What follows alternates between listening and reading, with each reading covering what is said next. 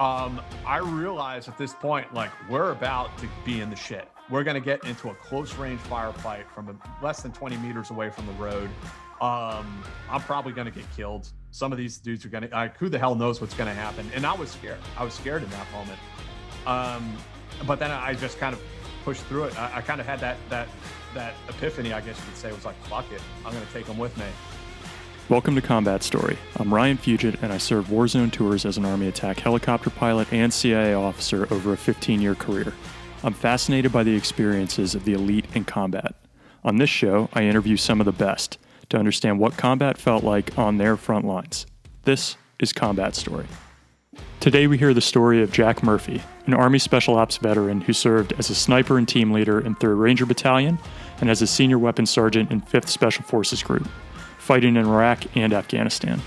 Since leaving the military, he's broken stories on defense and special ops topics around the world as an investigative journalist, co-founded the website SOFREP, wrote 4 military fiction novels and a memoir, and now writes for Connecting Vets and hosts the podcast The Team House. He nearly died in uniform several times, has been smuggled across international borders, was detained by a foreign intel service, met Bashar al-Asad in Syria, and more. I hope you enjoy his combat story as much as I did. Jack, thanks for taking the time to sit down and share your story. Yeah, man. Thanks for having me. So I want to kick off with you in your formative years as a kid, and one of the things in your book Murphy's Law that really resonated with me was this description of being almost like an adult trapped in a kid's body. You couldn't wait to get out of high school, middle school, and just get on to life. I'd love to hear a little bit more about it, where you were, what your mindset was, and how the military came into play for you. Yeah, sure, man. I grew up in a town called Sleepy Hollow, New York, a Hudson River Valley community, as they call it now, full of artists and bullshit and yuppies. It's weird. But when I grew up, it was a post-industrial sort of town alongside the Hudson River. There's a General Motors plant there that closed down. How old was I? I don't know, around like 95 or 96. Anyway, I grew up in that area. There's the suburbs outside New York City. And then I went to high school in a place called North Salem, which is a little bit further up the line, northern Westchester County. And yeah, I definitely, I didn't really fit in with other kids in a sense. I always felt like I was, an older person trapped inside a kid's body. I just hated school, hated high school, hated middle school, hated grade school, just miserable, honestly. Didn't like it at all.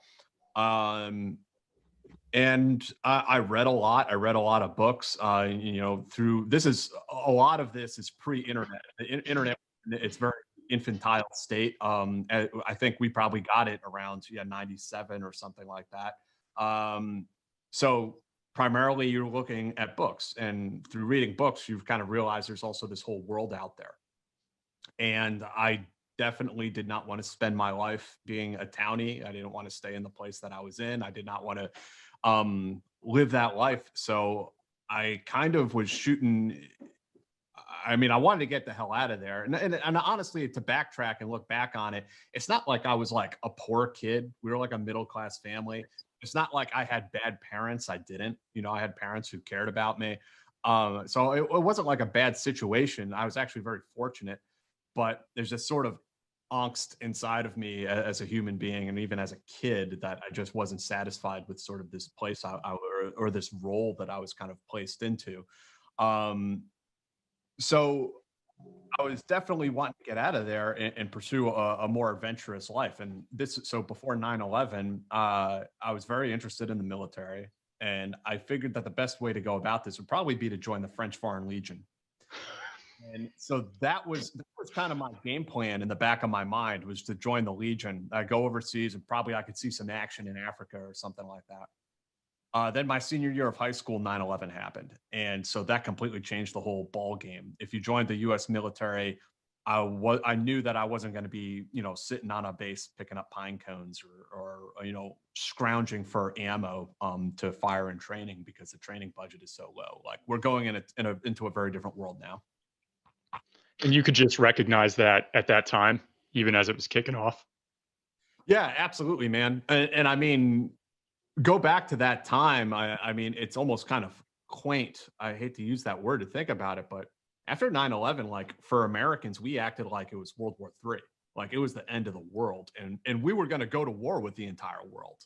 I mean, we were talking about invading Somalia, Syria, Iran. Like we were just going to go everywhere at once, just blow up everyone, even if it's just for shits and giggles. So, I mean, it was apparent that the world had changed and the military's posture had changed. And after kind of trying to ignore, or at least a big portion of our government not taking terrorism as seriously as it should have, that was all changing. And I think it was pretty easy to recognize that we were going to go after terrorism wherever it was and wherever the war took us.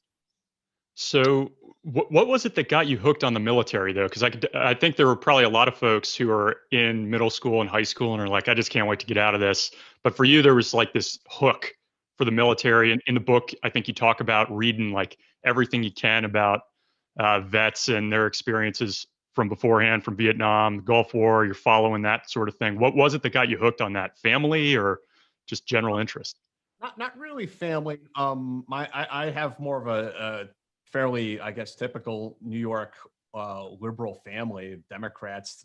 Most of them are not in the military. My grandfather was drafted into the Navy, but he died before I was born. So I just had no knowledge really of any of that.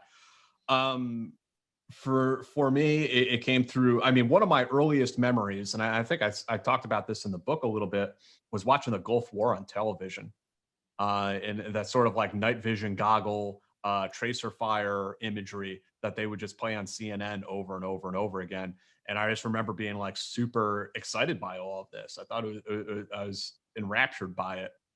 And so I definitely tried to read about it and try to learn more about it as I got older. And somewhere along the line, I don't necessarily even know how, I learned about this whole thing, special operations. What is that? Started reading what books, and this back in the 1990s, there's very little out there, very little literature to read about this stuff. Most of the books I ended up reading were about Rangers or SEALs or Green Berets in Vietnam. There's not much out there. The only contemporary book I found, I think, when I was in high school was Black Hawk Down, just Yeah. Operation Gothic Serpent. I think that was the one book about modern Rangers that I could find. And then there's that experience I wrote about in the book when I was watching the movie Patriot Games when I was a kid, watching it with my mom. And there's that whole scene where like the SAS goes and attacks this terrorist training camp in the middle of the night. And like the helicopters fly in, they drop off these SAS bros and they're going into the terror training camp and like waxing x-rays or whatever, probably with a knife in their teeth. And I remember like looking at this and I'm trying to understand, like, hold on, this isn't a war. This isn't like the World War II films. Like there's like going in all sneaky and like doing these guys up in the night. And I was like, I remember asking my mom, like, what are they doing?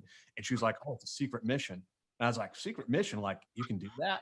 And she was like, and I don't know how old. I was probably like 8 or 9 years old at this time. And I was like, fuck yeah. Like what I want to do. I want to be the guy in the black helicopter. Oh, shit, man. All right. So, kind of coming out of high school, obviously 9/11 happens. You're in New York. What kind of, how did you find your way to the Army then? Did you just kind of go down to the recruiting center? Like, what was your next step there to get in? Because you really took the special ops path from reading the book. Like, it sounds like you knew what you wanted to get into. So, how did you shape it that way? Because I feel like not everybody's so lucky. Yeah, I was an easy mark for the United States military. I walked right into the recruiter's office, and actually, I wanted to be a Marine. I wanted to be a force recon guy, and I went into the Marine recruiter's office, and I knew you had to go be an infantry Marine first, which is cool. So I went into the Marine recruiter's office, said I want to be Marine infantry, and he didn't have to sell me. I was already sold. But he tried to hard sell me anyway and like gave me this whole thing like, look, you got to sign up in the next 24 hours. You got to sign up right now. I can get you infantry right now. You come back next week, I can't get you infantry anymore. And like he did this like used car salesman routine with me that I didn't need. I was already going to sign up. I was already going to enlist. And it just like totally turned me off. And I was like, who is this guy? What is this all about? What's it like? It feels like he's trying to scam me. It was not a good feeling for a 17, 18-year-old kid. So I went down the hall to the Army. And the rest is history. I signed up on a Ranger contract, which is option 40. Did you talk to your mom or your family about it beforehand, or was it just like, you're going to do this? No human's going to stop you.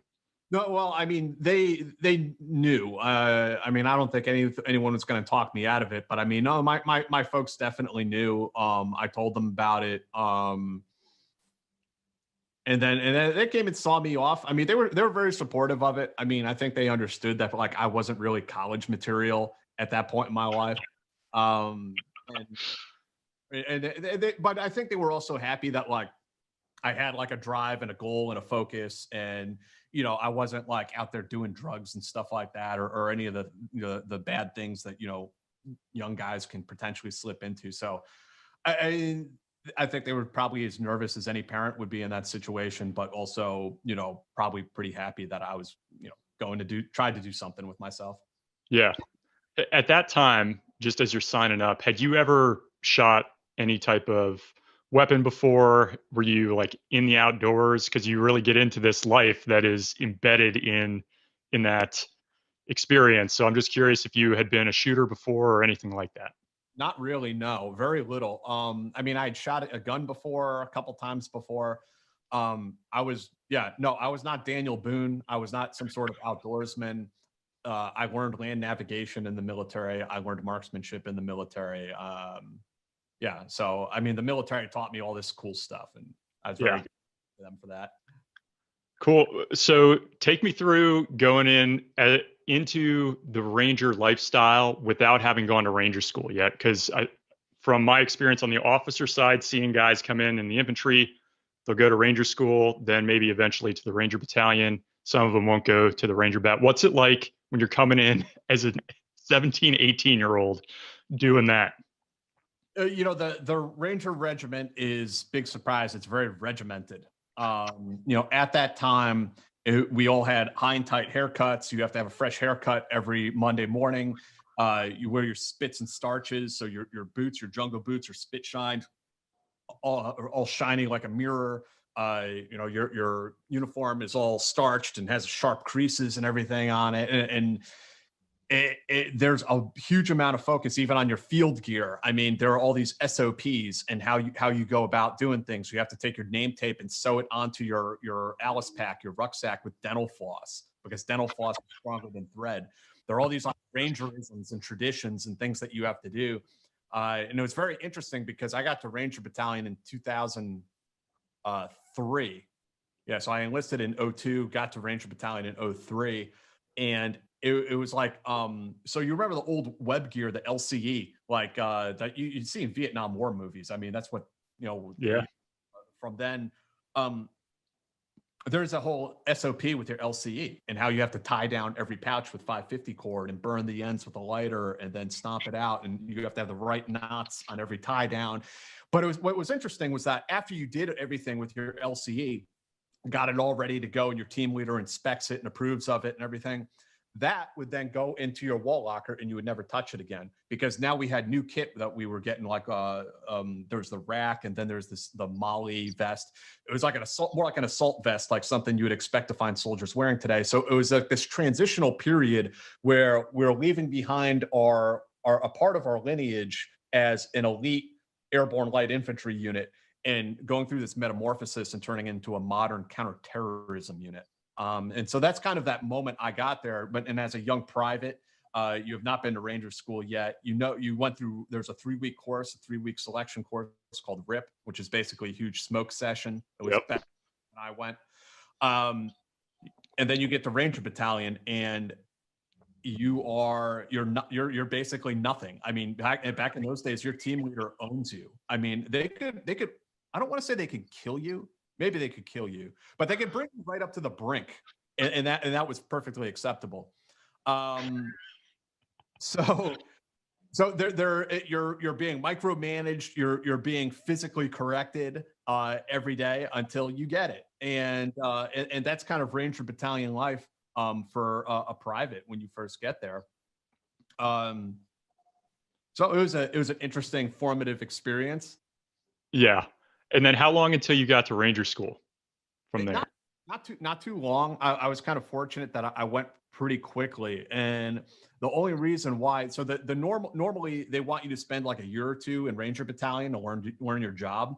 Then you go to Ranger School, get your tab, and come back and you be a team leader. What happened in my case, I was, my first assignment, I was a Carl Gustav gunner. I was in the anti-tank section, and I was only there like maybe 3 or 4 months. We did a train up over that summer that I got to participate in. And then what happened was our battalion sergeant major was getting mad that we weren't sending enough people to Ranger School. So he had all the privates in 375 do a PT test, and like if you got a 300, like if you maxed out the PT test, you were going to Ranger School. And so I did really well on the PT test, and they're like, okay, you're gone. See ya. And so off I was to Ranger School, and I had no idea what I was doing in Ranger School. Absolutely no idea. Stumbled through it. It was a horrible experience at the time going through it, especially like that as a E2, knowing nothing. But looking back on it, it was actually exactly the right experience that I needed to have as a young guy, to learn all the basic infantry tactics and just drill it into my pea brain until I couldn't forget it. So it was actually a very good experience for me. Yeah, you probably hadn't had time to learn any bad habits or be trained on something else. It sounds like you were pretty fresh going in, Yeah. and you just learned the like PhD level from the start, basically. Yeah, and it's like if you tell me to do it, I'll do it. I mean, as an E2, so you tell me this is how we're going to do an ambush. Okay, I'm going to do it. And if you tell me to do it 10 times, I'll do it 10 times. And if you want me to carry this heavy rucksack all day, I'll carry it all day. You know, I accepted that I was a private, not I didn't. And it's a very competitive environment. Ranger Battalion is, and then Ranger School is a whole other little crucible that you have to go through. So I was all in. I was all about it. I was a little Ranger Battalion cult member. You know, loved every minute.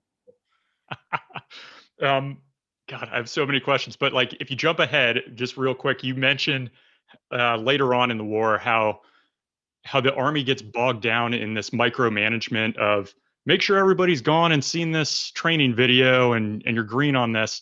Did you experience that at that time, or had tech? And just so you know, Jack, like I came into the military, like I did ROTC, but I started in 02, 03, much like you. So it was the old uniforms from an aviation perspective, like training the old war and now breaking into how we're going to do tactics. So I can appreciate that. And I remember what it was like. Are all your guys trained up on this sexual assault training? Was it like that in 03 in the Ranger Battalion? Or was it more like you could actually go train?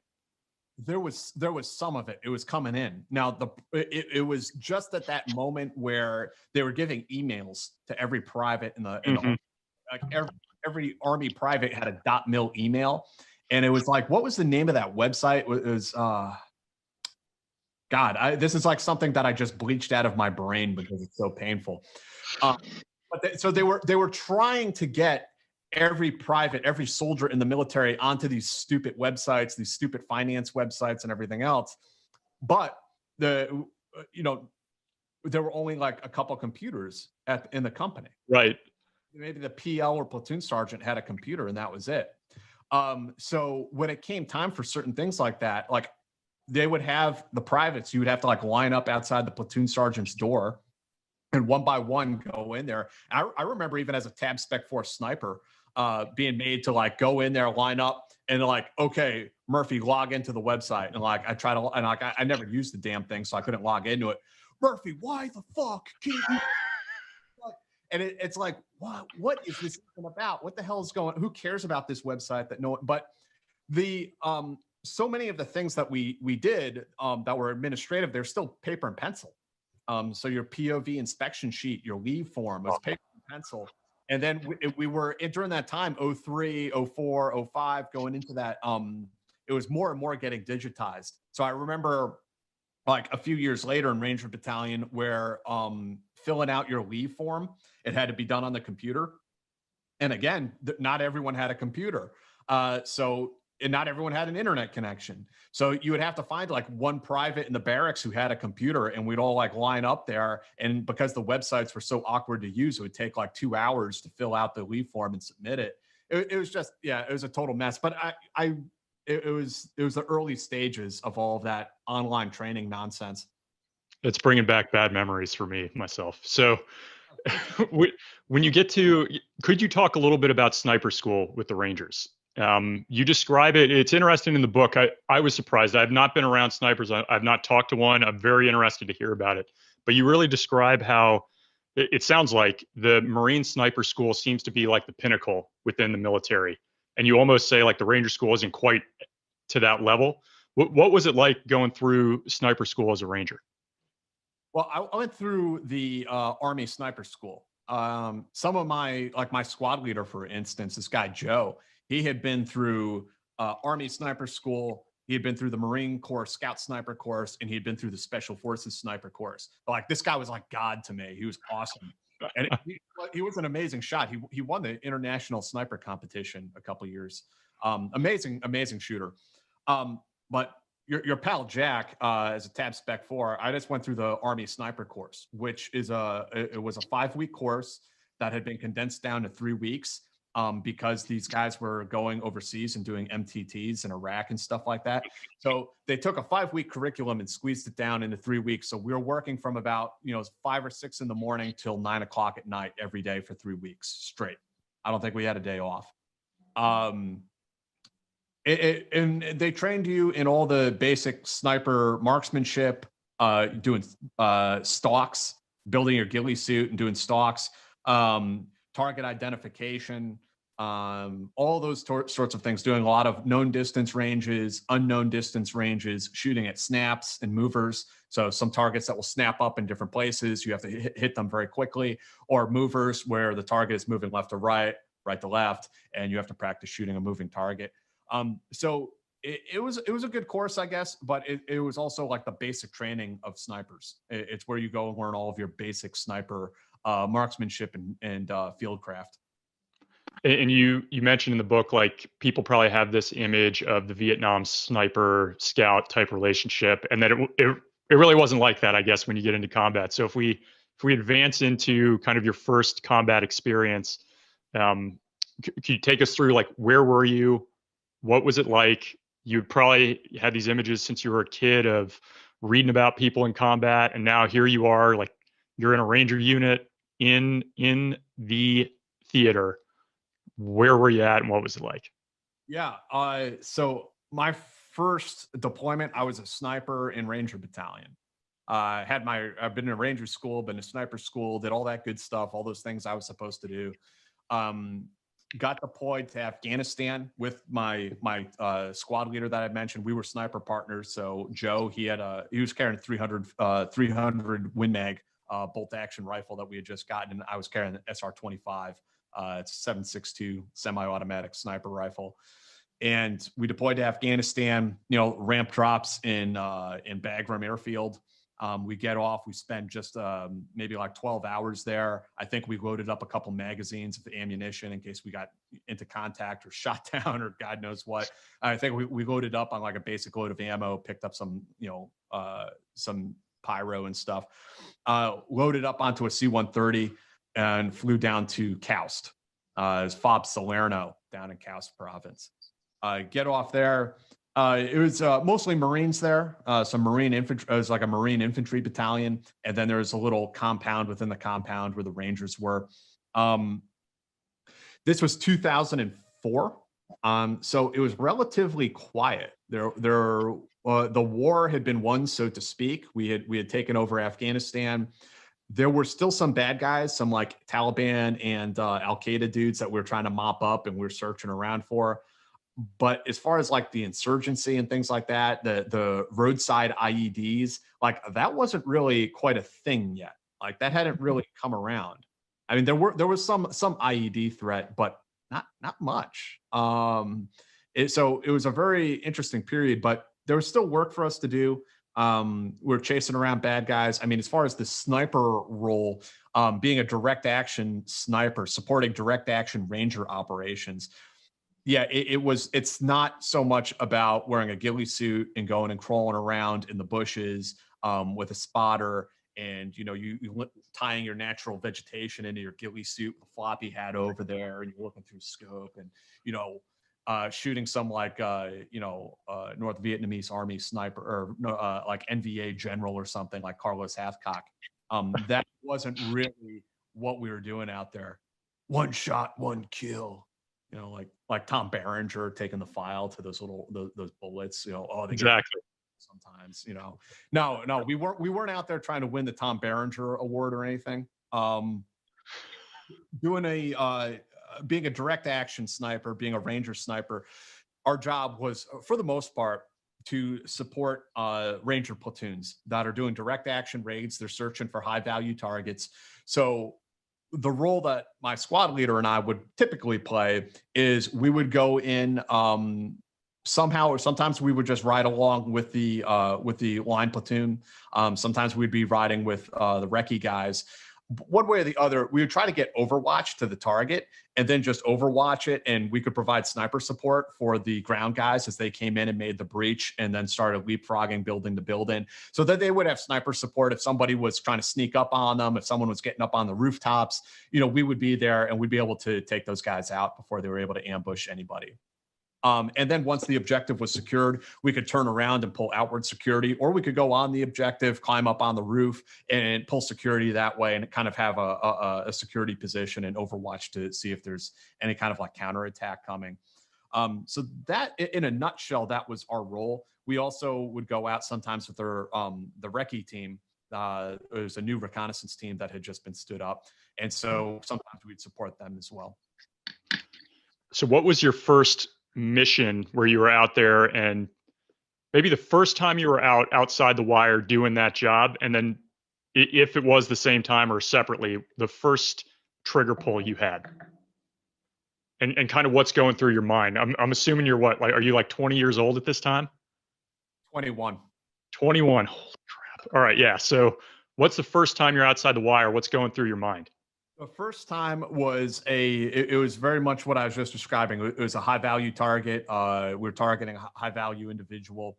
Rode out on the Humvees with you know, Ranger Battalion. It was Charlie Company 375. Rode out with them. We went through the mission planning, so I kind of knew where I was going, what I was supposed to do. When the vehicles came to a halt, I jumped off the back of the vehicle and I kind of took a beeline right up a hill and got up to the top of a hill. And then pulled the bipod legs down on my SR-25, got down behind the gun, and that, from that vantage point, I was able to overwatch the assault teams, the Ranger squads that were coming in and clearing that objective. And so it was a good position. I was able to kind of like scan ahead of them, make sure that there's nobody trying to creep up on them. And then once they secured the objective, you know, pulled the 180 and pulled outward security. So it was a good mission. It was uneventful. Nothing happened. That was my first experience in quote unquote combat, and starting to see how Rangers conduct operations. And, you know, they're second to none. They're very good at what they do. And I was fortunate to work with them. What was this like everything you had imagined it would be when you were setting up? I mean, your first time rolling outside the gate and doing this? Yeah, I mean, it was super cool. It was everything I wanted it to be, you know, through my kind of young, naive mind. And also just being in a place like Afghanistan, it's like, bro, you're not in Kansas anymore. You know, seeing it looked like something out of like a Conan the Barbarian novel or something like this. These like kind of windswept crags, these huge mountains, and up at the top you can see that they're capped in snow, or these flat, like Khowst is they call it the Khowst Bowl. It's like a sort of flat desert that just kind of goes on and on forever. It's like you're on the surface of the moon until the aforementioned mountains just sort of ringing all the way around. It was just fascinating and exciting, and every place we went and everything we did was a new experience for me, and I was just super excited by all of it. I mean, it was exactly like you said. I mean, something that I'd been wanting to do since I was a kid, and now here I was living it. Yeah. And just so, Jack, I was in Salerno in 08. That's where we were based out of, covering like 7 provinces. So we would, as Apaches, we could get outside the bowl, and then Kiowas would kind of handle what was going on inside the bowl because of the altitude. So I definitely like the bowl, the way it looked, even the climate was pretty cool in that area. So very neat. Yeah, yeah, you're talking about the airfield where you guys would have been, and then there's over on one side there's a graveyard. Presumably that was still there in 08. And then over on the other side, there's a mountain where that was where the range was and the burn pit and all that. Yep. Were you there when the fob got attacked? So, yeah, so that fob, are you talking? I was there when the fob got attacked, but I feel like it's been attacked a lot, and it just depends. You're not talking about Chapman, right? You're talking about Salerno? And I'm talking about Salerno, where the enemy got on there and blew up some helicopters or something. So I was there in '08. I was on call when we got hit with like a VBIED and guys were hitting the wire and we were running out to the aircraft with like bullets coming in as we were getting in and taking off. And everyone wanted to get in on this because there were a lot of guys who were pulling security of that base for a year, like artillery. It was an artillery unit that I think was headquartered there, and they're like wanting to get in on the action because they're not rolling outside the wire doing stuff. It was chaos, man, for hours. And I nearly shot down my wingman. Like we were all in this crazy fight at night at Salerno. It was unreal. That's awesome. Yeah, it was fun. Hey, take me, if you can, the first time you pulled the trigger. Where I think you were still in Afghanistan, right? It's the same deployment. Yeah, same deployment. This was the winter of 04, 05. I don't think we had been through Christmas yet, so it was probably like December or something. But so this was a operation to go do some reconnaissance down the Pakistan border. And so it was me, the recce team, a 6-man recce team, and we took a couple 11 Charlies, couple mortar guys with us. They brought their 81 millimeter mortar system. So we went down there, and so just to kind of paint the picture, we all had beards, we had long hair. We for this operation, we were disguised as Afghani paramilitary soldiers. So the guys at Fob Chapman, the OGA guys, had supplied these uniforms, tiger stripe uniforms for us. I think they gave us one of their interpreters also, and so we were disguised as Afghani troops, and we were driving in Hiluxes and low visibility vehicles. Drove out to this place. I mean, through these like incredibly narrow valley passes that had probably been dynamited open just like, within 50 to 75 years, I would imagine. I mean, they were just wide enough to get a Hilux through. And just driving through some of these valleys, I mean, you'd see the steps, those platforms where they grow the crops that are built just into the side of the valley with these like complicated irrigation systems. And I mean, just the things you see in those valleys, it's like you're on another planet. It's literally like you're going back in time. You're in a totally different world. We drove out there and we got to border control point where we were going to base out of. And so these were, dudes that the CIA had trained up, and they were running the border control point on the Pakistan border. And the specific reason why we were out there was the recce team was going out to recon an objective that Charlie Company 375 was looking to hit. The objective was supposedly, and I to this day, I don't know if it's true or not, but we were going after the guy who had planned the Pat Tillman ambush. So Pat Tillman, of course, was an NFL player who joined the 75th Ranger Regiment. I was in 3rd Ranger Battalion. He was in 2nd Ranger Battalion. And his platoon got ambushed. Pat's team got off and started bounding on the enemy, and a lot of confusion took place, and Pat Tillman ended up getting killed in a friendly fire incident. And actually, I have the book right here. This is a War Story by Stephen Elliott. Stephen's a really nice guy. He's a really good dude. He believes he was the Ranger who shot and killed Pat Tillman in the confusion that night. So I was on this operation. I was doing the sniper support for them. So what happened, I mean, to walk you through what happened that day, we got into the Hiluxes, the vehicle I was in, it was just me and a couple of Afghan paramilitary guys. And we were just in there kind of shooting the shit, talking a little bit. It was a bright sunny day. We were driving around up in the mountains. It looked like maybe like Colorado, to try to like paint the picture a little bit, a lot of like short pine trees in a very mountainous area. And again, here I was wearing my Pacol cap and my beard and carrying my sniper rifle. And like, I was exactly where I wanted to be, doing exactly what I wanted to do. It was awesome. Maybe too awesome. I didn't fully understand the gravity. And I was also, I mean, in fairness to myself, I was also being given a lot of responsibility that perhaps a little bit more than I was ready for as a 21-year-old Ranger on my first deployment.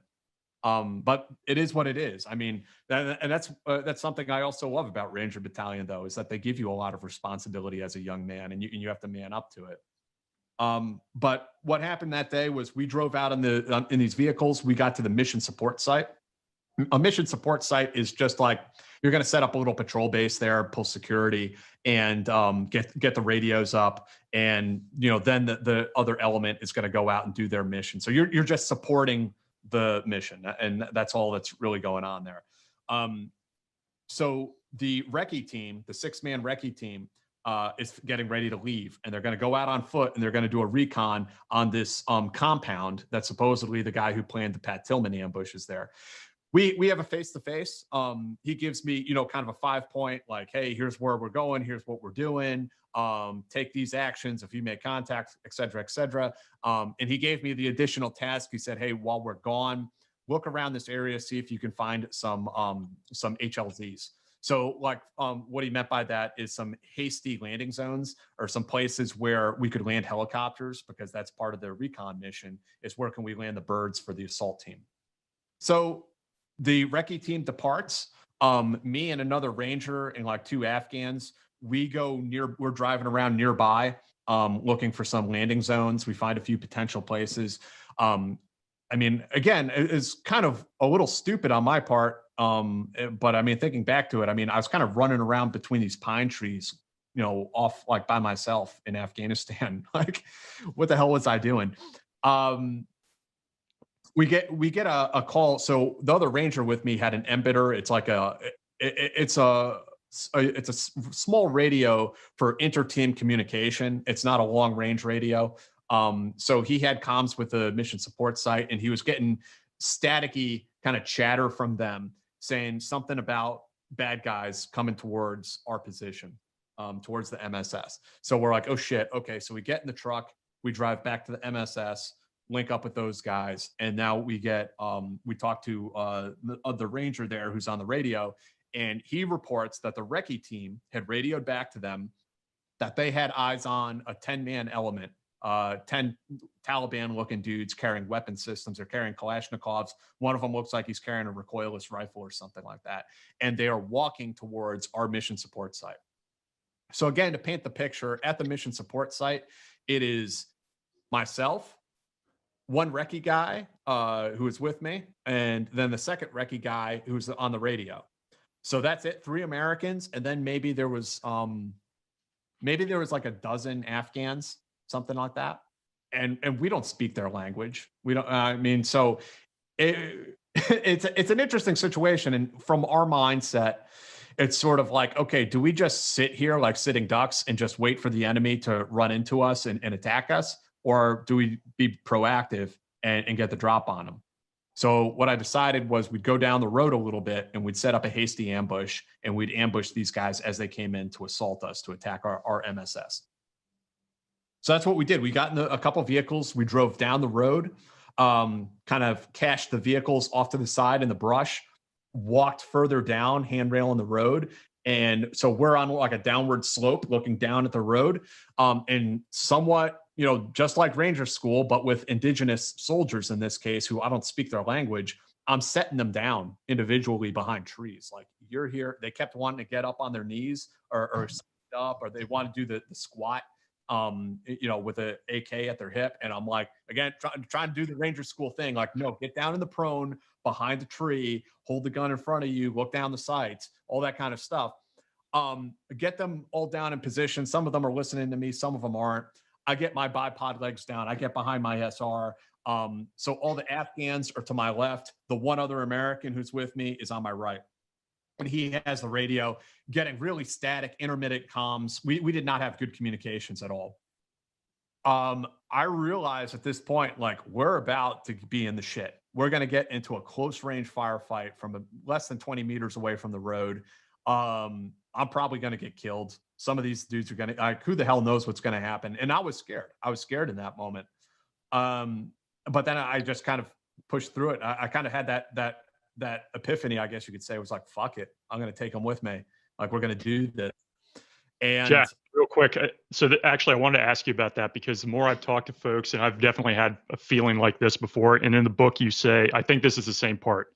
The other American you're with is Val. Is that right? Yeah. At this point, and you say, I was going to die this day. I understood that. I resigned myself to my fate. Was that kind of like the first time you had felt that, and you just came to grips with this is how how it could go? For sure, man. Because I'd never been in like a life or death situation like that. I'd been on a couple of operations. I would not define any of them as being about life or death. No bad guys died, no good guys died. There were no casualties on those operations. So I had yet to be in that situation. Now I was in that situation. It was inescapable at this point. Like, I had committed. There was no turning back from that. And it was real. I mean, this isn't a book. This isn't a movie. This is some real shit. Like, you're probably not going to make it. I mean, a hasty near ambush is incredibly dangerous. But so something changed in my mind that day, or something broke in my mind, depending on how you want to define it. But I don't think I was ever quite the same person after that. Do you want to continue through the? I want to continue through the trigger pull, but I don't want to miss what you just said, like, because I think there are a lot of guys and gals who have probably had a moment like that, and it truly changes you. I'd love to hear more. Like, what did it change in your mind? It changed my sense of risk and my sense of danger. That my entire life and the way I perceived reality, I think, was different after that. And I think it also leads into a mindset that you have to have as a soldier, and something that is absolutely critical to have. If you didn't have that, if you didn't have the sort of there's an element of don't give a fuck. There's also an element of arrogance to it that you think, you can do this, that this is in your wheelhouse. You can accomplish this. You can accomplish Mission Impossible. You have to have a little bit of that attitude to do that. But it also leads to some unhealthy behaviors, right? Some risk taking. You can look at the things that I was doing in between deployments. Like, when I went to the Q course, when I look back at it, we'll probably get to it later, but after I was in between deployments, I went to the Q course, the Special Forces Qualification course, like a year and a half of training.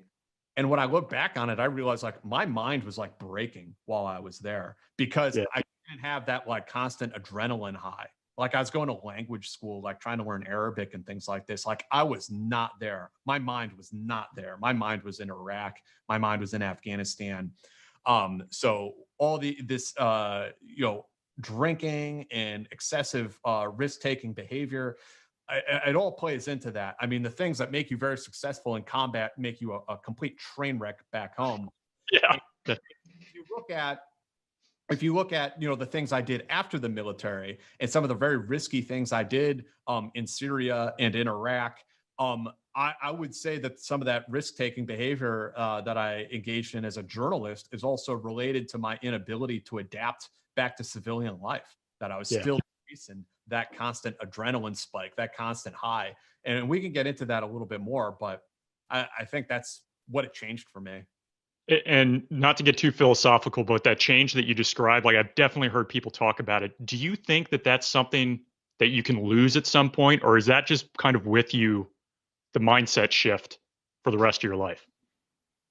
I mean, I think it's something that you can get over, and I've tried hard to, but I do think it's something that's always in the back of your mind. Yeah. There's always that little guy in the back of your mind that's like, yeah, I could charge a Nazi pillbox and climb through the officer and throw made in there and clean out a dozen Nazis, like an Indiana Jones movie. Like, there's always that person in the back of your mind. And probably when I'm like an 80-year-old man wearing diapers, I'm still gonna be like, I'm the same man I always was. I'll tell you about Al-Qaeda. I'll tell you about Al-Qaeda. You don't know anything, damn kids. I think that's always going to be with you. And I think also that that person becomes such a strong part of your identity. It's just really difficult to give up. It becomes like a religion. It's like, if Yeah. I change, then who am I? Like, and then that's the whole other part of transitioning out of the military or transitioning out of that lifestyle. Like, if I give this person up, then what's left? Like, who am I after that? And Hmm. I remember I was thinking about going back to Syria and doing that whole thing over again, getting smuggled in and everything a second time. And I remember waking up one morning and just kind of this feeling washed over me. It's hard to describe, where I realized I don't have anything to prove to anyone, especially myself. Like, I've been a tough guy. I've been a tough dude. I've been through tough things. I've been the dumb guy. I've been the smart guy. I've been strong. I've been weak. I've done, I've been through that whole journey. And it's hard to describe why. I mean, maybe I was having dreams that night or something. I really don't know, but I can remember a specific morning waking up and realizing like my ego no longer required me to go and do these things anymore. And that was I think that was the moment I finally was deprogrammed out of the military. It took like in the military for 8 years. It probably took me 8 years to come out of it. I believe it. God. All right. So take me back. You're in a near ambush. It's you, an American, and a couple Afghans. You know you're committed. You're on. You have your SR-25. Is that right? Yeah. All right. So now take me back to it. So yeah. So I got around in the chamber, popped the scope caps, looking down the sights, and so again, I'm on a downward slope, looking down at the road, at this dirt road. Then on the other side of the road, it slopes up again. So if the enemy came down the road, it's actually a perfect ambush in a lot of, because if the enemy tried to run out of my kill zone, they would have to run uphill. So it'd be a slaughter. However, what actually happens is I hear someone across the road up that slope on the opposing side. I start hearing rocks shuffle and little rocks come rolling down the hill. And then I realize, oh shit, they're not on the road. They're handrail on the road also, and they're kind of coming down diagonally. So because of these big pine trees, and I'm down behind a pine tree using its cover, I can't even see them at this point. They're kind of obscured by all those pine needles, but I can kind of like hear them, and I can see these rocks come shifting down the hill. They actually walk right through the kill zone I had set up. So by the time they're walking diagonally and they're getting towards where the road is, they're outside the kill zone I had planned. So I pick up the rifle and I shift it so that I'm looking at an angle where I'm able to see them as they're kind of coming down through these pine trees alongside the road.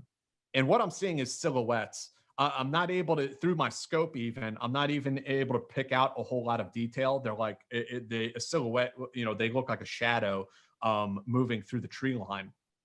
The first person in the order of movement moves inside my line of fire as I see him pass through my scope and outside very quickly. Like, oh shit. But I'm able to discern that they're wearing some kind of a chest rack, carrying a rifle, got the Pakol hat. These guys, they look like Taliban. At least they have the silhouette of a Taliban. Now the second person in the patrol moves into my sights, and I know this may very well be my last opportunity to initiate the ambush. If I don't initiate the ambush, this enemy patrol is going to continue down the road, and they're going to run into that other ranger, the one that we have on the radio at the mission support site. So I would be leaving my boy hanging, basically signing his death warrant if I let these guys pass. At least that's how I saw it. That second guy in the order of movement moves into my sight. Same thing. He's got his chest rig. He's got his hat on. He's got the beard. But I'm not able to discern specific details beyond that because they're in the shadows underneath these trees. And he has a gun in his right hand. He has a rifle in his right hand. So I fire. It was not a good firing position, as I described, but I took the best shot that I could. I was firing actually through like some tree limbs that were hanging down. With the suppressor, it just sort of sounds like a little snap. The gun kind of vibrates as a recoil vibrates in my hands as I fire, and then everything is quiet for a second, like birds chirping, kind of quiet for maybe 2-3 seconds, and then there comes the counterattack. And now the whole world is on fire. All the Afghans start shooting. They are doing the squat, firing the Kalashnikov on full auto from the hip, and there's just like hot brass going in every direction. There's bullets going all over the place. The American who's with me, he's firing. I try to get back on target to where I had seen the enemy, and I fire through maybe 15 more rounds. You're not supposed to use a sniper rifle as a suppressive weapon, okay? But because I can't discern where they are, I'm firing at known, likely, and suspected targets, near trees and things like this. Meanwhile, the enemy is firing back at us, and they're firing pretty effectively. There are bullets just kicking up dirt into my eyes, like a foot in front of my face. The tree that I'm taking cover behind is being turned into splinters. There's like literally splinters falling down on top of me from this tree as it gets chewed up by gunfire. I found out later there's some grenades that went off somewhere behind me that I didn't even know about at the time. And then what happens, the Afghans have these little walkie-talkies, like Motorola walkie-talkies. And one of them jumps up and it starts saying, I can't, he's saying something, no good, something like this. And I really didn't know what the hell he was saying, except that like, stop, something's wrong. And through his body language and everything else, I mean, we got the message, and we called ceasefire, and we got all the Afghans to stop shooting. Everyone stopped shooting. Everything calmed down. And now it's just kind of like a panicked situation in the sense that this Afghan is like jumping up and down. He's on the radio talking in Pashto. But me and Val, we have no idea what the hell's going on. And we're starting to wonder here, like, what the fuck is going on right now? Like, who just walked in? Did we just ambush a Afghan police unit? Like, is that what just happened here? So someone has to sort out the confusion, and believe it or not, I'm the senior guy on this ambush. So the one thing you never ever want to do in an ambush is stand up, because you get shot if you stand up on an ambush. That's what dumbasses do. And I told Val, I was like, do not stand up. Do not stand up. You stay right where you are. But nonetheless, someone has to go deconflict this whole thing. So I did what every dumbass has to do, and I stand up. And I walk down the hill towards the road. And as I'm walking down, I come face to face with my friend Paul, who is on the recce team. Paul was the assistant team leader, and he has big brown beard. And come face to face, Paul looks at me. He's like, Murph? And I'm like, Paul, what the fuck are you doing? And that was the moment, like, we're like, whoa, this is fucked. Like, something is really wrong here. I walked with Paul down towards where the recce team was. And the recce team leader was there with his shirt off. And another recce team member applying combat lifesaver, techniques to him. He had been shot in the back, and he was there with his shirt off, and the other guy was putting bandages on him. And this dude looks up at me, says, "Who shot me? Who shot me?" And I was like, I don't fucking know, because honestly, I did not fucking know. There was a lot of chaos, and I did not understand what the hell had just happened. But now we're obviously it's clear that the recce team had walked into our ambush, and that's who we ambushed, and we had a firefight with our own guys.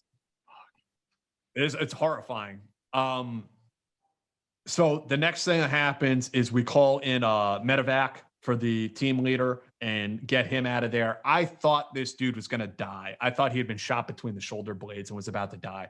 It wasn't. What happened was the round went across his shoulder blades like a grazing wound. It was a flesh wound, essentially. So it was non-lethal. It wasn't a super serious injury. Thank God. But we got him out of there. We put him on a Huey, got him out of there. That hasty landing zone we had reconned came in handy a lot sooner than we thought. Got on the vehicles, and we drove back to the BCP. And that was when me and Paul and all the other guys, we sat down and we did an AAR to figure out what had just happened. And so there's a lot of things that go into it, but long story short, I had freelanced setting up an ambush that tactically I thought was the right decision to get the drop on the enemy.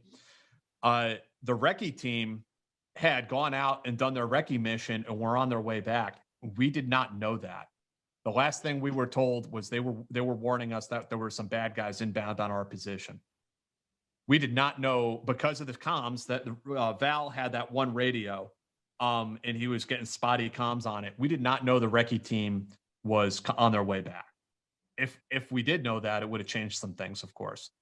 Another thing that played into it was that the recce team, it took them hours to get out there and recon the objective, but it only took them like 15 minutes to come back. So the way back was much faster. Again, we did not know that. And then you can also look at it, I was the one who initiated the ambush and I'm responsible for it. Should I have positively identified the target and made absolutely 100% sure that I was shooting a Taliban and not an American? In my mind, the beard, the hat, the ammunition, chest rig, the rifle, I had positively identified enemy combatants on the battlefield in my mind. But I was wrong. I made the wrong call. I blame myself for what happened that day, but I also understand that I was a 21-year-old sniper and I made the best decisions I could with the information I had. But nonetheless, it was an embarrassing, humiliating experience for me. And it was downright painful for that team leader, that guy who I hurt, caused embarrassment for the unit, for the sniper section, and created a mess, and that's something that you have to learn how to live with. How did you do it, Jack? How did you rebound from that? Because you clearly did. Like, you went on to do a lot of successful things. And I think in that deployment, you continue on, right? So yeah. What did you tell yourself, especially at that age, to get out of that? Well, one of the things about Ranger Battalion that Rangers have that others do not have is, the Ranger Creed. The Ranger Creed says that you're never going to quit. That surrender is not a Ranger word. It's just not what we do. So that's part of it. And I also understood on some level, if I threw in the towel here, this would define my entire life. Like, this would be who I am. Like, I'm a failure today. If I quit now, I'm going to be a failure for the rest of my life. That's who I'm going to be. And so I kept going. And it's what we do. I think it's what most Rangers would do. And through that deployment, I continued to serve as a sniper. They did a big investigation. There were some safeguards put in place after that, but I continued to serve as a sniper throughout that deployment. And I'm very grateful to Ranger Battalion for giving me a second chance. Yeah. That's a unit that does not give people second chances. It just doesn't happen. And they did give me one. And I got to serve the rest of that deployment as a sniper. And then I served my next deployment as a machine gun team leader in a line platoon. So I had a really great experience in Ranger Battalion. So as we kind of transition then, like, to your time in SF, there's one quote, I think it's from your time as a Ranger, that I love this quote from the book. And I'm curious if you can just provide a little context here. But you say, so do you think riding outside a helicopter in flight during the night, under night vision, and shooting guns from it sounds cool? Well, I won't lie to you, it fucking is. So I think anybody who's ever served would be like, God, I'd love to be on the side of a little bird flying around, shooting. Were you taking shots with a sniper rifle off the side of a little bird? Yes. Not in combat. I did not kill anyone during a mission. It wasn't necessary. But we trained that way. And that was that same deployment. And that was after my friendly fire incident. That I was still doing those kinds of operations. And what happened was 160th flew in. They came in little birds and supported some of our missions. And so we did a training run. You sit out on the pods, the little skids on the outside of the aircraft, and you just sit on it and snap in with a snap link with a little lanyard just in case. And you hold the SR-25 in your lap. We have a at that time it was what, a PEQ-4, PEQ-2, but infrared laser on your rifle. And so you have your night vision down, and you use the infrared sight and just put them on the targets, and would fly out over the range and just and shooting from the hip, Jack. Shooting from the hip, because you can't look down your sights. Yeah. And then we went with the little birds, and we did a couple combat operations. We did one, I believe it was like a Taliban intelligence officer, but we went in there on little birds. It was a hell of a crazy flight in the middle of the night in Afghanistan, where just the wind coming over you, pushing you off the side of the pod as you're racing through these mountains. And then come over the objective area and just kind of like hovering back and forth.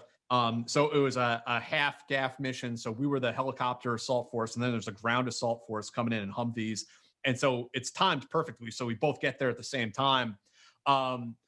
As we got there, there was some people in the compound started coming out and milling about. I don't know if it was like 6 a.m. or whatever. So the other little bird, there's 2 little birds out there. I was on one. My team leader, Joe, was on the other. The other little bird pilot decides to swoop in on the compound to keep their heads down until the Charlie Company guys get up there and breach the door. So I'm watching under nods. It's like this little bird just does like a nosedive. It just comes straight down inside this compound, inside the walls, and then pulls up, and just like the rotor wash just kicks up dust all throughout the compound. And then the guy pulls up and flies back up into the air. And the pilots are absolutely amazing. And it works. And then Charlie Company comes in, and they do the Ranger thing and, put boots to asses and hogtie everyone. It was a good mission. And it was the pilot who was flying the aircraft I was on. It was his last mission before he went to go be a simulator instructor. So he was all stoked up about that, cheering over the radio. And I got to work with 160th a couple more times in training. And also in Iraq, both times I was in Iraq, I got to fly with 160th. So I was incredibly fortunate. They're amazing. So, God, that is awesome. All right. So let's jump to you in SF. And one of the things that you mentioned is having to, like, I think it's when maybe it's in the Q course or a little bit later, but you're having to get out of the Ranger mindset and into the SF mentality. And I'm sure that there are a lot of guys who have done the transition, but there aren't that many. I mean, like within the community, you probably know of them, but there aren't a ton of guys who have been Rangers and SF folks in the post 9/11 era. Like, what is the mentality shift? Like, you come off as more, I think, of the SF type person, but I'm curious, like, what did that mean to you? The Rangers and Special Forces have very different cultures because they have very different units. The Rangers are a direct action unit. That's what they do. They are like super soldiers doing direct action raids. Special Forces is designed to be an unconventional warfare unit. So they're not even really supposed to be like a commando unit per se. They're supposed to be instructors and trainers, and they will go out with indigenous soldiers and conduct operations or do whatever it is we need them to do. So it's sort of their mission is to work by, with, and through partner forces. And even today, Special Forces, the way they advertise themselves as being the nation's premier partner force. Rangers advertise themselves as being the premier raid force. So the Rangers are very regimented. They have young privates in there. The discipline has to be harsh. This is literally something I have heard in Ranger Battalion. There is the wrong way, there is the Ranger way, and there is the wrong way. Full stop. That's it. It's a very black and white world. This is the way it is done. You do not deviate. You do exactly what you're told. You have your fresh haircut, goddammit. There's no bullshit. In Special Forces, it's not like that at all.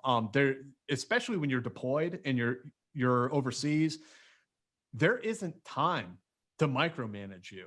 Everyone on that team has to do their job and just do it on their own without being told. You are only a Special Forces team is just 12 guys at best. You may be partnered with an indigenous force of 50 guys, of 100 guys, whatever it is, every guy on that ODA has to do their fucking job. And they just have to do it without being told. So you're expected to think outside the box. You're expected to make decisions. I mean, my team sergeant was never like, Jack, how much ammunition did you expend on this training that you did with the Iraqis? I don't think he even asked to ever look at my training schedule with the Iraqis, really. I mean, it was just something he expected me to do. And when he did spot check it, I would like to think he was satisfied with what he saw and that we were working and doing our job. So he didn't have to engage in that kind of hand-holding. But going from one unit to the other, it involves like a massive cultural shift and a change in mindset. And there are all sorts of examples, but especially working with indigenous soldiers, and I made this mistake too when I worked with the Iraqi SWAT team, is my initial impression, my initial idea was that I need to train these guys to be like Rangers. All right, this is an Iraqi SWAT team. So I want them to be the best Iraqi SWAT team this country has ever seen and will ever see. And these guys need to be trained to standard, like Ranger standards. They need to be able to do all of that. And no, the reality is no, they do not need to know or be able to do all of that. We need to train them, and we need to train them well. And there's some things they need to be proficient on, but trying to recreate a mirror image of American military units is the wrong approach, because this is not an American military unit, and they're never going to be able to function like an American military unit. And you have to keep in mind also, the American military, our doctrine is designed to work in a joint environment. So like when I was a Ranger, I could call you guys, we could call up Apaches to come in and support our operations. And our doctrine is built around that. In a foreign country, you're training Iraqis, they can't call up Apaches. Like and the units over there, they hate each other so much, they probably can't even call up another police unit to come help. So trying to create a mirror image of ourselves is the wrong approach when working with indigenous soldiers. So I had to completely change my mentality, going from one unit to the other. Man, and then you go on to the weapons sergeant course, right? And that's kind of your assigned role in the unit. Take us through one of your combat experiences there in an SF unit. Now that we've heard kind of what it looks like on the Ranger side, what did an SF deployment feel like? Different in some ways, very different, but also somewhat the same. I mean, we were working off of a base. This was FOB Salerno. We're near, I'm sorry, geez. Salerno was in Afghanistan. This is Sykes, FOB Sykes, outside Tel Afar or Tel Afar. We get there. We inherited a SWAT team, an Iraqi SWAT team that other ODAs had stood up and worked with over previous rotations. So we were quite fortunate in that regard that we picked them up. And then me and my junior Bravo and our senior Echo actually as well, all worked on training them and trying to make them more proficient. And so as far as the deployment, what it looked like, this was 2009. We all knew what we were winding down. So the mission, as it was explained to me, was that we need to get these guys proficient and able to stand on their 2 feet so that the United States can withdraw from Iraq. So, okay, there's my job. So I'm trying to get things ironed out. We're both trying to train these guys, but also we're having to inject ourselves as Americans into the administrative side of how the Iraqi police force works or does not work. Like simple things like getting these guys paid. Like everything is a total nut roll over there. The bureaucracy, the infighting, the who has the clout, who can do this, who can do. It was almost impossible to get the Iraqi bureaucracy to function, and so we did try to make those inroads and like, hey, partner force A, why don't you talk to partner force B? Hey, you guys are both Iraqis. Why don't you shake hands here and start working together to protect your country, huh? Well, they just would not do it.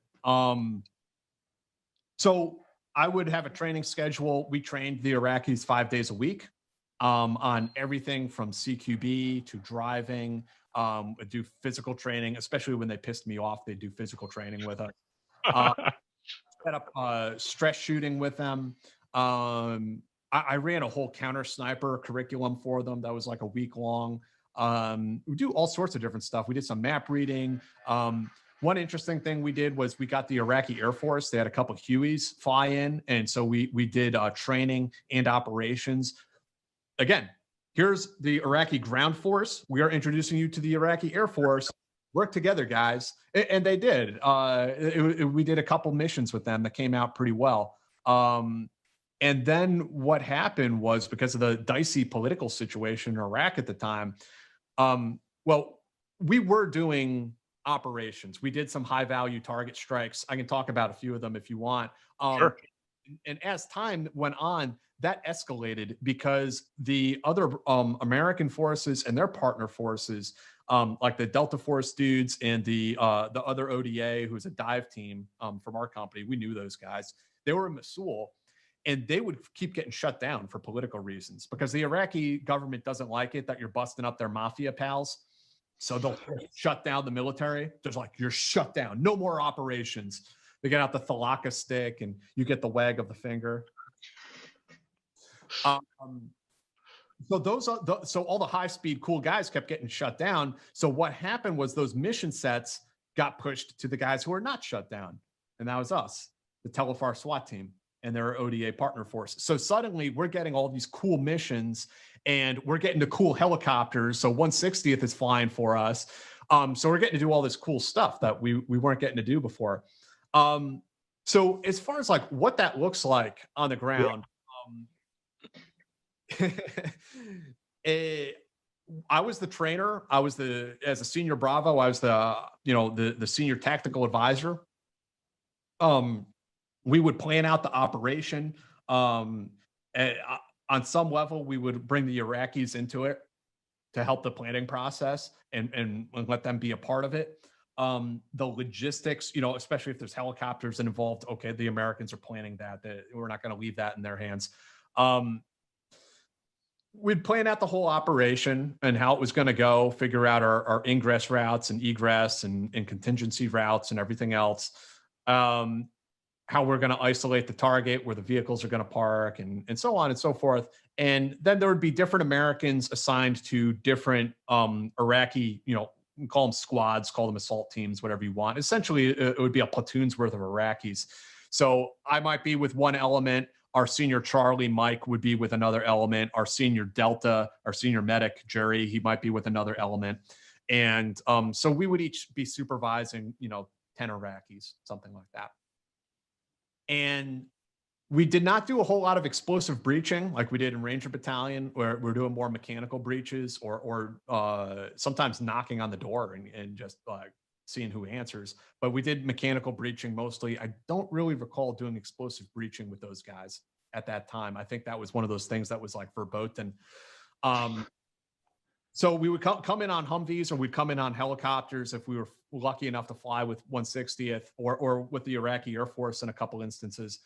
And, isolate the target area. We would make the breach, enter and clear rooms. The Iraqis could be quite proficient on CQB as long as you were putting a boot up their ass. It was like the second they weren't supervised, like things would just come apart. It was like, oh my God, what are you doing right now? And you'd have to go and yell at them and get them back in line. Jack, real quick. So I imagine like when you're clearing a room as a Ranger or just a conventional unit, it's scary enough as it is. Now you're kind of responsible for directing this indigenous force to clear a room. Is it more nerve-wracking for you going in there, or is the target set different so it's not as dangerous? It was pretty dangerous in some cases, more dangerous than probably my mind comprehended. I wouldn't say it was so nerve-wracking for me per se, only because like in the heat of the moment, you're not really thinking about how scary this should be. You're more just focused on doing your job. So, I mean, a lot of it became directing traffic. So it was not my job. And this sounds kind of like Machiavellian to some people maybe, but it's not my job to be the first guy through the breach point anymore. Now it's my job to enable the Iraqis to fight for their country. So it would typically be Iraqis going through the door first. There were instances where I went through the door first. I was not at all afraid to jump into the stack with those guys, and I would. But sometimes, yeah, it does get kind of dicey left unsupervised. Like I remember one time where I was the first guy. I just happened to be the first guy in the coming up through a hallway. And I was told the Iraqis, all right, stack on me. Let's go. We're doing this. And I go in and I clear the room. I take my corner. And, you know, when you clear the room, you clear your corner and then you're sweeping your rifle barrel until you come just a couple feet off of the rifle barrel of the number 2 man through the door who's going to the opposite corner. So I'm clearing and clearing and clearing and clearing, and there's no other rifle barrel. And I'm like, so I clear all the way to the other corner of the room. I'm like, holy fuck, I'm in here by myself. And all the other guys, they just blew right through past the door. I mean, maybe they were trying to get their advisor, Jack, killed. They had enough of me. I don't know. But they just let me go through that door by myself, and they shot down the hall and went somewhere else. And I was like, oh, my fucking God, you guys. So they were very good in some regards, but a lot of them, they just needed a lot of supervision. At least the NCOs were pretty good, but the junior guys or sometimes some cases they weren't junior at all. But the privates, I guess, in the unit, they just needed a lot of supervision. Like they needed adult supervision all the time. Man, all right. So like I could sit here for hours. I don't want to take your whole day. I want to touch on some of the investigative journalist work you did. Mm-hmm. And I guess, what was the decision to go do that? I guess that's one of the things I want to know. Like this life, there's definitely the adrenaline that you describe and the places you go. But what was the kind of origin story for that? It was sort of accidental. I mean, I had my whole transition story coming out of the military, and some people think I did a really good job at it. I would beg to differ in some ways. I was kind of running myself into the ground after I got out, but one of the many things I did do when I got out of the military was I co-founded a company that was like a news company, and it focused on military and special ops news. But I knew that in order for it to be relevant, it couldn't just be me telling war stories from back in the day. Like that's cool for a couple articles. Okay. I got a couple war stories, everyone does. And but you cannot run a news website just telling stories. Well, let me tell you about Iraq back in 2005. We need to go out into the field and actually see what's going on out there and break news and report what's going on.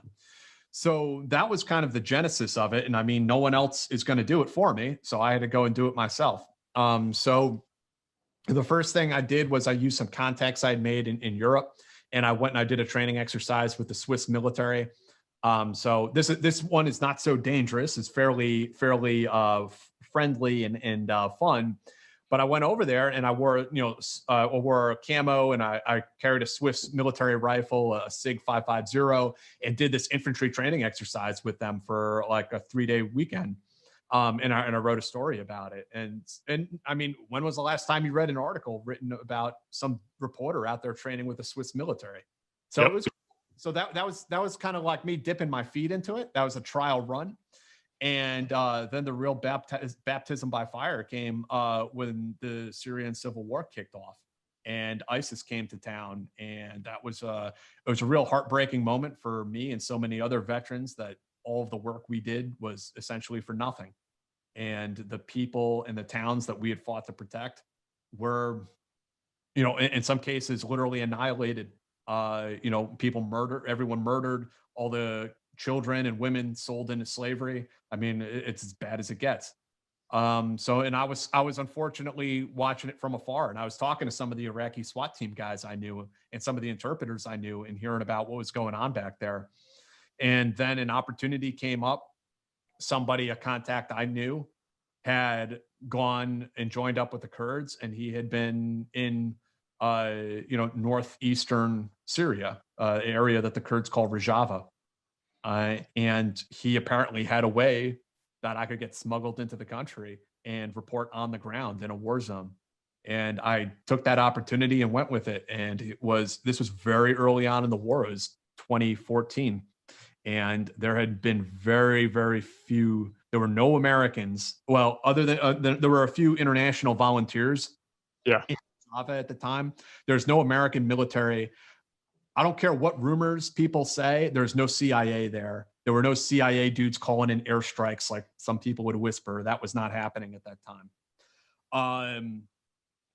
There was maybe one other reporter from CNN had been to Rojava at that point. But I mean, I was one of the first journos to kind of get into that area and report. And yes, it was an odyssey, suffice to say. So I don't know if I'm jumping ahead here, but one of the things that you say that I just need the context around, where you're with the YPJ, I think, and you mentioned this like eerie feeling of death kind of lurking around the corner. You'd never felt that anywhere before or since, which after the descriptions you've just given of your time in uniform and some of the ones that we didn't even touch on, like you're in a truck rolling over, like you've got 9 lives, but this is the point in time where you're like, this is a bad feeling in this area.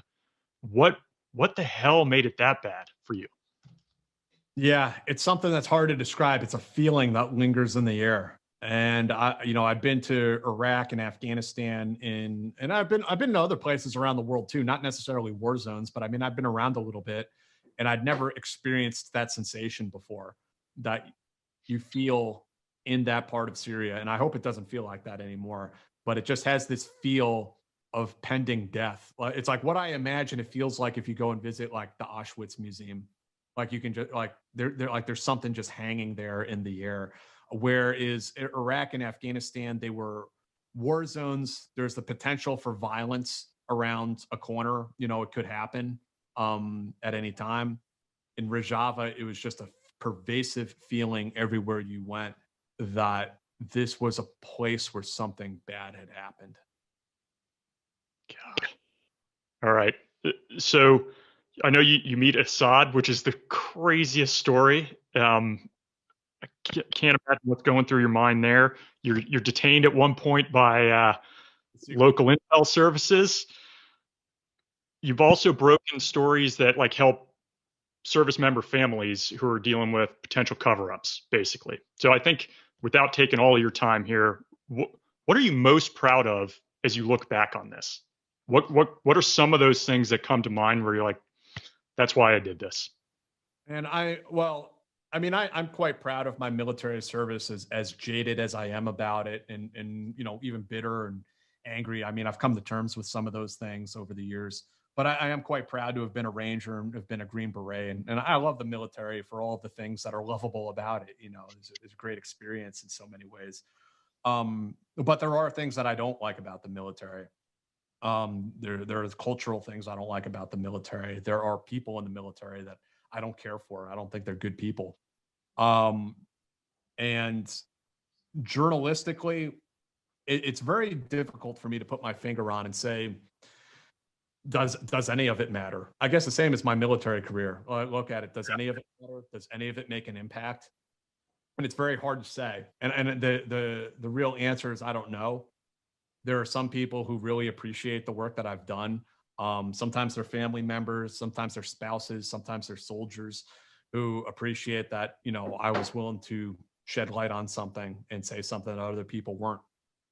There are other people out there who would like to have me assassinated if they have the chance, and would bury me in a shallow grave in a heartbeat because they think I'm such a bastard. And maybe I am a bastard. Maybe I'm a real son of a bitch that I go prying on things and overturning rocks that some people think shouldn't be overturned. But I don't do it simply to be contrarian or simply to hurt people. I do it because I think we should be better as a country. And I think that when you're dealing with, if the military is trying to cover something up, if they're lying about something, if they're lying about our soldiers and how they fought and how they died, that's wrong. I think that if you're trying to cover up a murder or a sexual assault, that's wrong. And that people who do that they have no place in our military. They shouldn't be there. They shouldn't have our flag on their shoulder. People who commit war crimes are a disgrace to our country. They should not have an American flag on their shoulder. So that's why I do what I do. and why I think it's important. And there are certainly different stories I've worked on over the years that deal with all of these things. And I mean, I can talk about any of them if you're interested. I, I loved all of them. I'm more concerned about your time. I mean, the sexual assault case or cases, but there are some in particular that you broke that just are heartbreaking to hear from somebody like I wouldn't say I'm jaded, but I definitely look back on some of the things you said and I'm like, God, it did suck in those cases. But I still have like affinity for the military, but hearing that is just heartbreaking. We were also the lucky ones. That's why we still have that good feeling about the military and why we had a good experience. We served, like in my case, when I look back on now I can see it. Now that I'm a 37-year-old man, I've seen really the dark side of the military working as a journalist.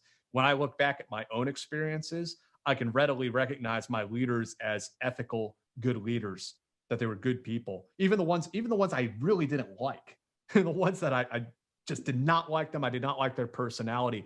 I can look back at all of them and recognize that they were good men and that they were good soldiers and that I was lucky to serve with them.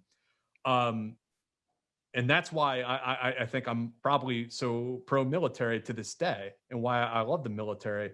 There are other people out there who do not have that same view of the military.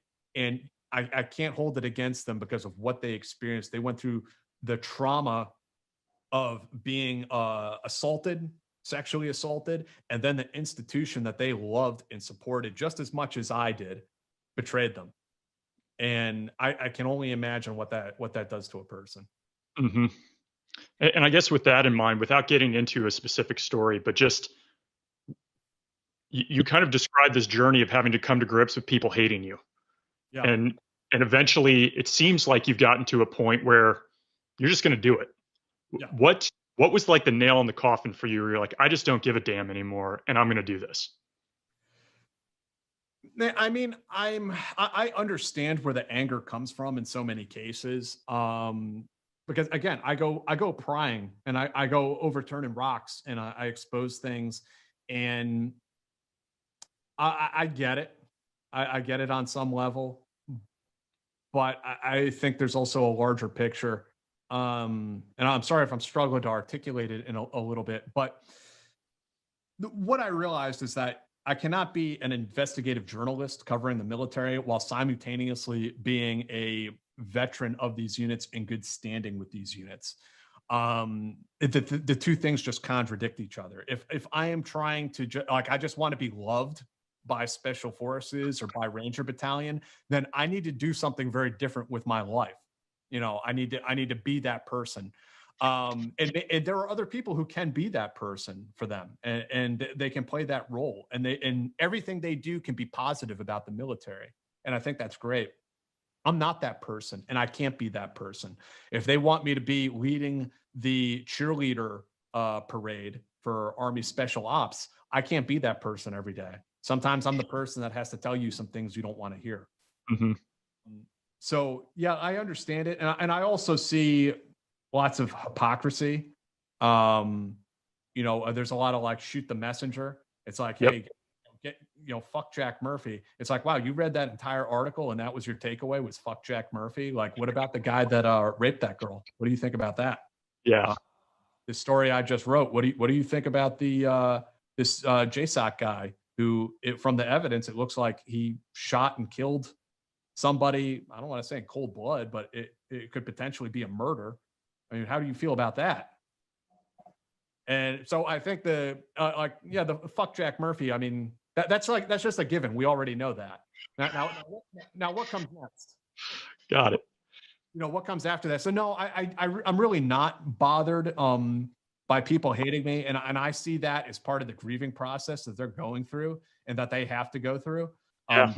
Anger, it's misdirected. It's anger they have at the military, and they're directing it at me. And it's going to take them some time to get there and to realize, and maybe they never will. I mean, some people just sink into that delusion, but it's going to take them a little bit of time to come to terms. The military and the unit that they love is not always what they think it is. When you were in combat and as a journalist, was there anything you carried with you as like a good luck charm or something out of superstition that you just needed to have with you on every mission? No, not really. I mean, I guess I have certain pieces of equipment that are near and dear to my heart. There's my Arc'teryx rucksack I've had all over the world. I love that thing. There's a cool T-shirt, like a button-up shirt that I used to wear. I wore it in Afghanistan, my first deployment, and I've worn it all over the world. And I finally destroyed it a couple years backpacking in Nepal, so I had to get rid of it. There are a few little things. I wouldn't say I never had any sort of a talisman or anything I would carry around though. Yeah. All right. So last thing here, and this is a question I try to ask everyone, and in particular, I'm really interested to hear your answer.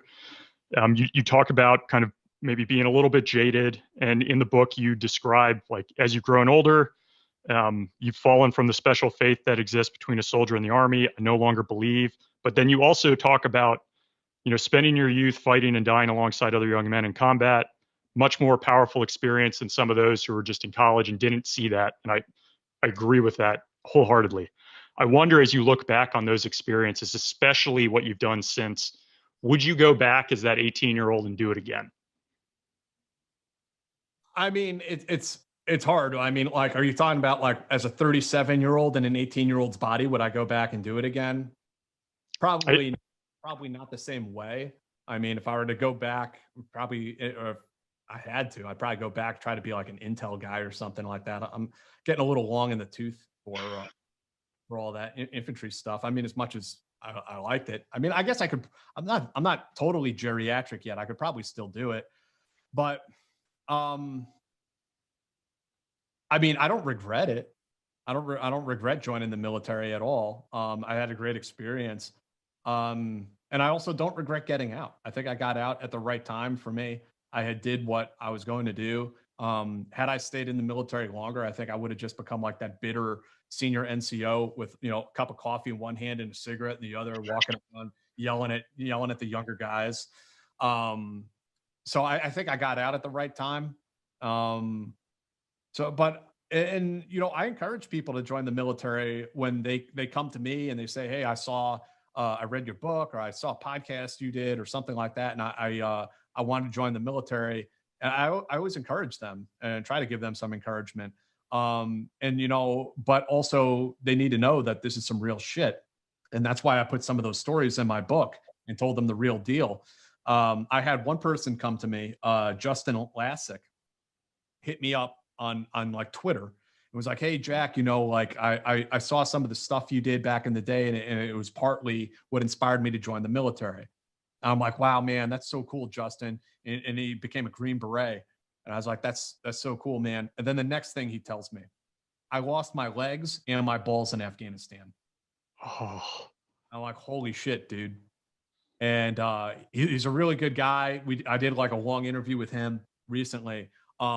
But like, this shit is for real. I mean, that could happen. And Justin, I think he's going to be okay, but it's not easy to come away from that. yeah, God.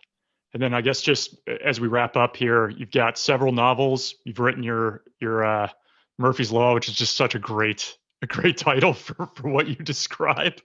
Um, you've got your show, right? Team House. Like, what else is going on for you now? What's coming up around the corner for you and your next endeavors? Yeah, I mean, I don't think I'll ever be able to stop writing. I've written 4 like military fiction novels about mercenaries and modern warfare. And I have a 5th one I got to finish. And then, yeah, my memoir, Murphy's Law, came out a few years ago, which I was really pleased to see, the reception to that. And it actually got a really nice review in a Special Forces Association magazine just recently by some of my heroes. Some of those guys that I talked earlier in the show, the Vietnam guys who served as LRP Rangers and in Special Forces, guys like Ken Miller and Jim Morris, John Stryker Mayer. Those guys were my heroes. To have them review my work and to invite me to the association to talk about it and then put it into their magazine has been that's the best review that I could ever possibly have gotten from the book. It just means the world to me. So other than that, I mean, I write for connectingvets.com. That's where most of my work appears. There was an article I wrote fairly recently you can find on Yahoo. It's about a CIA covert operation where 4 guys were lost at sea during this mission back in 2008. That's on Yahoo. And what else? And then, yeah, I do a live stream and podcast every week. It's Friday at 8 p.m. Eastern time with my co-host is usually here sitting next to me, Dave Park, who's a former Ranger. And we interview people from the Special Forces world, special operations, people from the intelligence community, from the CIA. So a dude like you would be perfect to get on there someday. Awesome. Well, thanks so much for the time, Jack. I really appreciate it and all the work you're doing. The book is great. I can't recommend it enough. The stories, and I should say, like I'm sitting here at night on my Kindle reading it. I'm laughing my ass off at some of these stories. And my wife's like, what are you laughing at? I'm like, it's too hard to explain. Like you can't understand it unless you've been in and seen this stuff on a FOB or in a training scenario. So it's really well done. I appreciate the time, man. I'm glad it resonated with you, man. And that's, I really hope that it's edifying for the public and maybe teaches them or educates them about what was going on over there. And for the, fellow veterans out there, I hope that it resonates and reminds them of their own deployment stories. For sure. Well, have a good one, Jack. Take care, man. Yeah, thanks so much. I hope you enjoyed this combat story. If you want to tell your own story, go to combatstory.com. If you know someone we should interview, send me their info at ryan@combatstory.com. Hearing these stories can be tough or bring back your own memories. If you're battling PTSD, please call the Veteran Crisis Line at 1-800-273-8255. 273-8255. Stay safe.